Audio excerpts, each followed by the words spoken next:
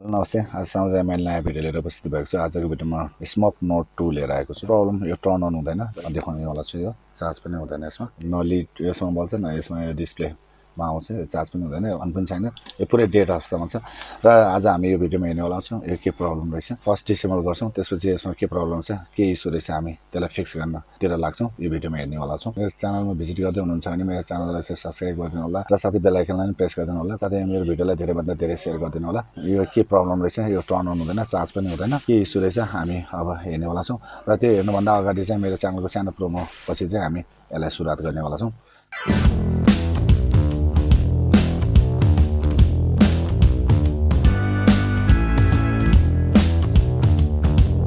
प्लास्टिकमा छ यो अलिक केयरफुल भएर चाहिँ यसलाई हेर्दिउँ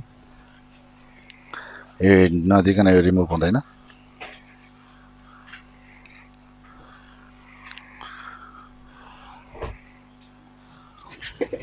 यसलाई अब थोरै यहाँबाट माथिबाट आयो माथि आइसकेपछि यसलाई थोरै यसरी यता छिरौँ र यसलाई साइडबाट माथि तानौँ यसमा ब्याट्री यसमा टच भएर बसिरहेको हुन्छ थोरै हामी यसलाई ब्याट्रीलाई यसरी ठेलौँ पुरै यहाँ टाँसेको हुन्छ यसरी निक्ल्यो पुरै ग्लु टाँसेको हुन्छ 1500 मिली एम्पियरको चाहिँ यसमा ब्याट्री रहेको छ ठुलो ब्याट्री छ यसमा है यो नोट 4 मा नि सेम टु सेम ब्याट्री छ यसमा नि सेम टु सेम ब्याट्री छ यो नोट 2 भइहाल्यो अर्को चाहिँ नोट 4 हजुरले त्यो भिडियो हेर्न चाहनुहुन्छ भने यो स्विचको प्रब्लम र कसरी डिसेम्बल गर्ने हेर्न चाहनुहुन्छ भने मेरो युट्युब च्यानलमा अलरेडी त्यो भिडियो छ हजुर गइकन हेर्न सक्नुहुन्छ नोट 4 को लागि यो चाहिँ नोट 2 आज मैले लिएर आएको छु र यसमा पनि डिस्प्ले यहाँनिर रहेको छ अब यसलाई हामीले यो ग्राउन्डलाई हामी निकालौँ ग्राउन्डलाई हामीले निकालिसकेपछि प्लसमा अथवा बोर्डमा कतै टच हुनसक्छ यसलाई यसरी राखौँ राखिसकेपछि अब यो माथिको 4 स्क्रुलाई चाहिँ हामी रिमुभ गरौँ यो स्टार हो स्टारको स्क्रू ड्राइभरले हामीले खोल्न सक्छौँ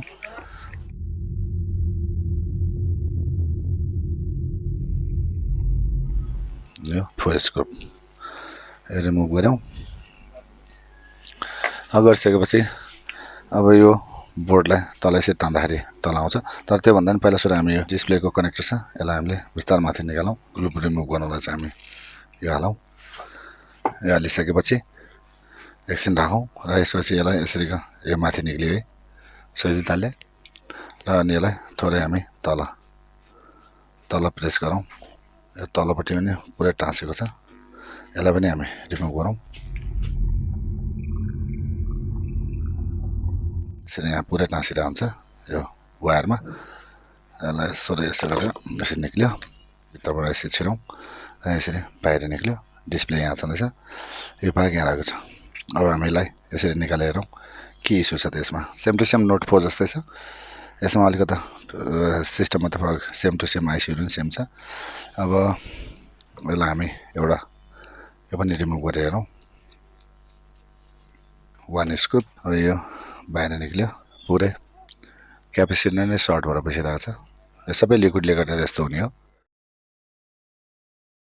यो क्यापेसिटर पुरै सर्ट भएर बसिरहेको छ दुईटा क्यापेसिटर सर्ट छ पहिला यसलाई हामी क्लिन गरौँ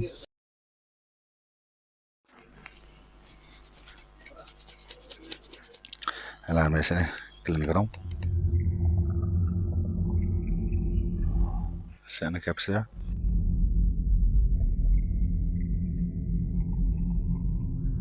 यसलाई राम्रोसित क्लिन गरौँ र यसलाई यतापट्टि पनि क्लिन गरौँ पोर्टहरू चाहिँ प्रायः सबै लिक्विडले नै प्रब्लम आउँछ यो स्मोक नट 2 हो यो स्मोक नट 4 को भिडियो हजुरले हेर्न चाहनुहुन्छ भने मेरो युट्युब च्यानलमा अलरेडी नै छ त्यहाँ गएर हेर्न सक्नुहुन्छ स्विच कसरी चेन्ज गर्ने र यसलाई कसरी डिसेम्बल गर्ने भनेर मैले अलरेडी 2 भिडियो लोड गरिसकेको छु यो चाहिँ नट 2 किटलाई चाहिँ म रिपेयर गर्दैछु यो अन पनि नहुने चार्ज पनि नहुने म हेर्दैछु र यसको ब्याट्री के छ पहिला ब्याट्रीले नै एकचोटि हेरौँ ब्याट्रीमा कति भोल्ट छ क्लिन त भयो एकचोटि भोल्टमा राखेर एकचोटि ब्याट्री चेक गरौँ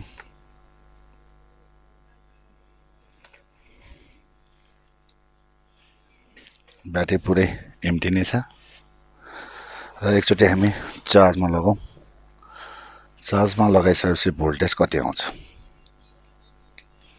B- यो प्लस जम्मा भोल्टेज 0.6970 भोल्ट मात्रै आएको छ। अब यो किन चाहिँ कम आएको त यसलाई हेरौँ। अब प्लस लाइन पहिला मैले यहाँ छिरेँ यसलाई, यो भयो। एकचोटि हेरौँ भोल्टेज कति आएको छ। यहाँ 5 आएको छ र यता भोल्टेज किन ड्रप भयो त?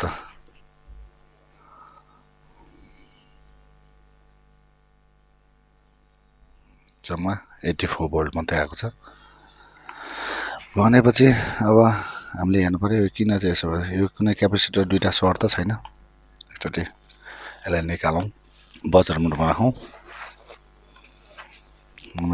चेक गरौँ एकचोटि। यो ठिकै छ।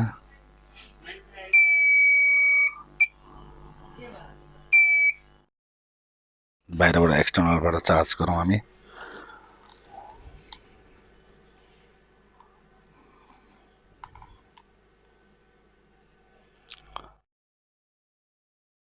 फाइभदेखि 10 मिनटसम्म हामीले चार्जमा राख्यौँ।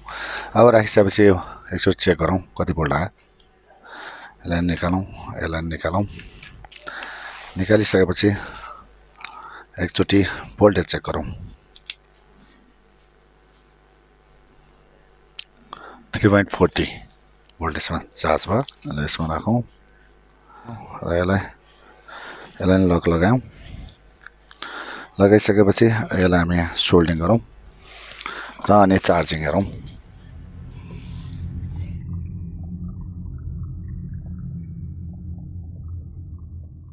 थोरै क्लिन गरौँ किन पछि सर्ट हुनसक्छ।